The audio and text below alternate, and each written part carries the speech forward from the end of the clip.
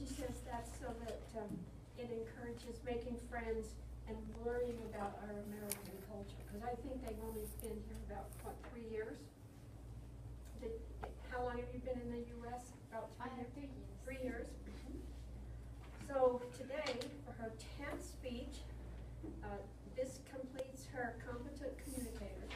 She's going to tell us about the Biojewelry group that she has been working with for the past year. And her title is Biojewelry for Breast Cancer. Lynn Phan.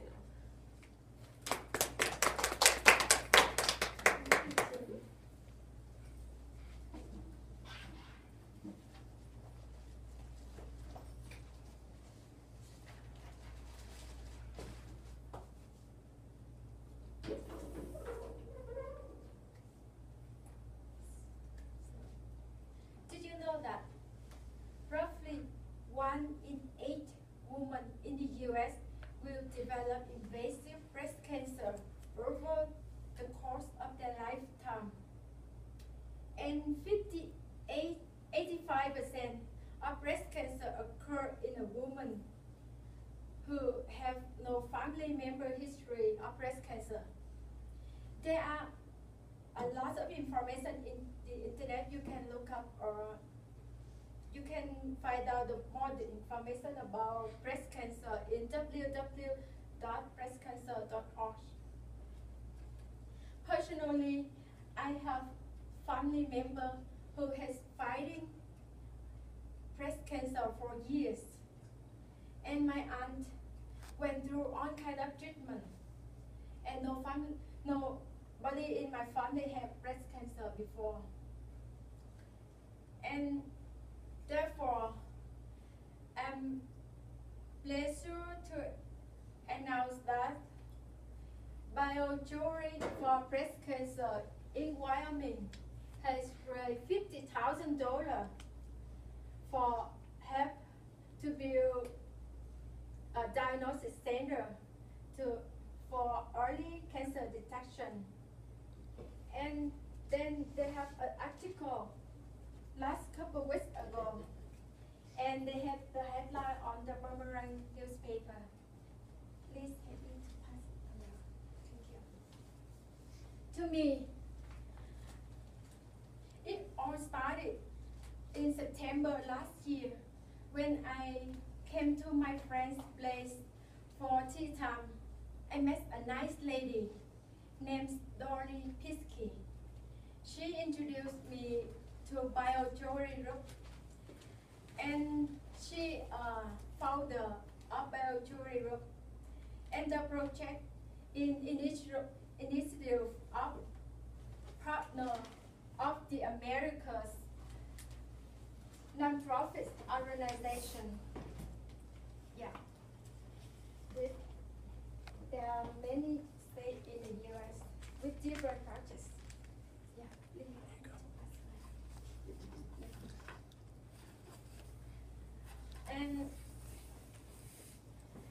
And this project, everybody can come to volunteer to make jewelry in Genie International Center on Mondays from 4 p.m. to 7 p.m. And then the jewelry will be sold to raise funding. All the money raised will go into getting a new breast cancer diagnosis center at Federal University of Goiás in Brazil. When I hear of breast cancer, immediately I thought about my aunt. I knew how struggling the battle can be. And if detected early, a patient has a much higher chance of successful treatment. So that's why I decided to volunteer for the Biojewelry group, although I had no idea how to make jewelry using beads before. So on my first day to join Biojewelry group, I was surprised. Wow, a lot of colorful beads. will show you main variety of beads. You can see we use all of them to make jewelry. And they selected from the Amazon region. And they all of them natural, and we brought them from Brazil.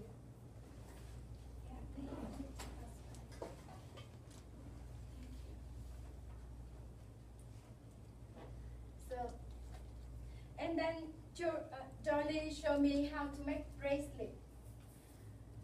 For most every Monday, I volunteer for the group. I try to make different items like necklace, earring, and with the different material. And then now I feel comfortable how to handle them. So the rating when I learned from Dolly when I work with her is hard work and commitment with your work. I used to do several workshops with her in last winter. In Spring Creek Elementary School, Laramie High School, Ginny International Center. And we show students how to make jewelry. And these are the jewelry made by students.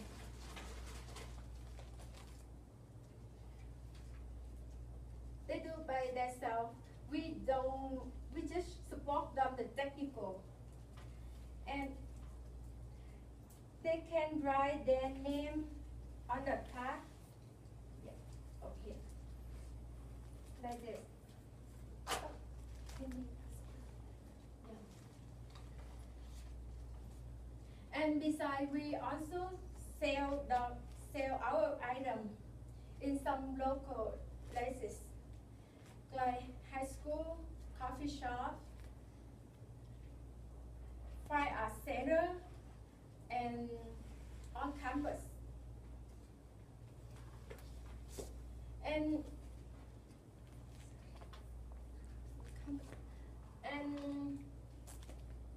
the great,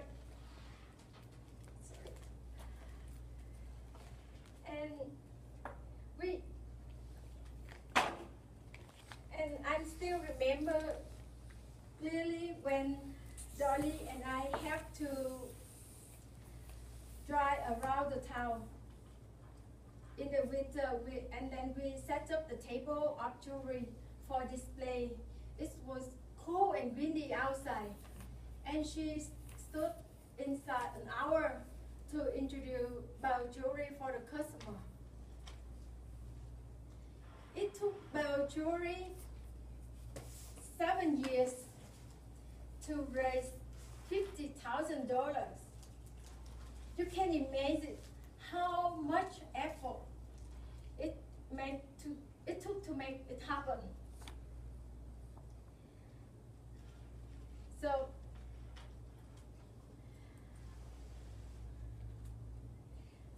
basically, it took a village to make this, and each individual will contribute a little to make a difference. So in the end, I learned a lot from Biojewelry, such as handcrafting, organizing, communicating with customers, and so on. I joined Biojewelry. The most important of all is I believe women deserve to find out early if they have a breast cancer. My aunt could have done this and got a better treatment than otherwise. This is also true with Toastmasters, where we share a common goal of improving communication skills. So organizations around us. Each of them have different missions. I encourage you to choose the one what you are interested in or can relate to. Then you can do meaningful work and be fulfilled. I would like to close my speech today with 3 simple truths in life which I believe are true. If you don't go after what you want, you will never have it. If you don't ask, the answer always be no. If you don't step forward, you will always be in the same place. Thank you for your attention.